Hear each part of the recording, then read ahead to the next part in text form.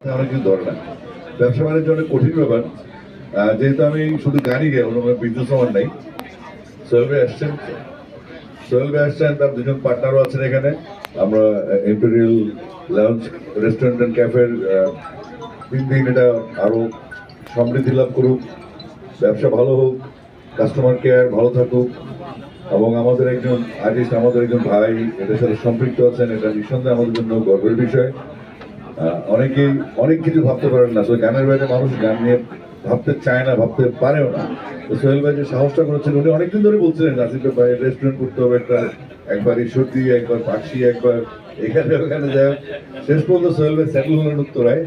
আমরা তার এই প্রতিষ্ঠান, আমার পার্টনার যারা আছেন সবার জন্য শুভকামনা থাকবে। ইনশাল্লাহ অবশ্যই আমরা যাওয়া আসার পথে এখানে খাওয়া দাওয়া করবো এবং আপনারা আসবেন, এবং আমরা এটা উত্তরোত্তর সমৃদ্ধি কামনা করি। আসসালামু আলাইকুম।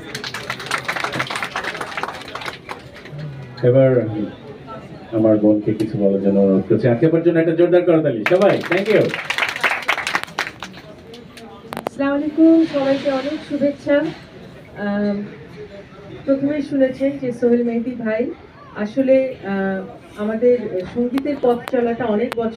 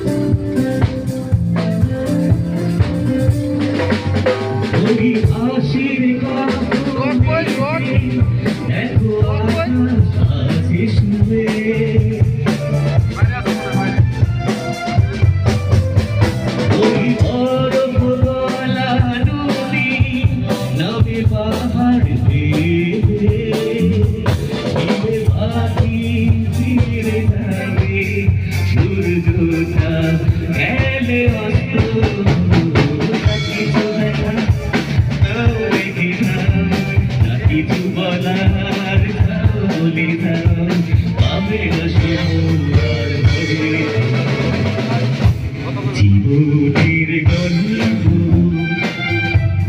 আছে বাকি অল্প, জীবনের গল্প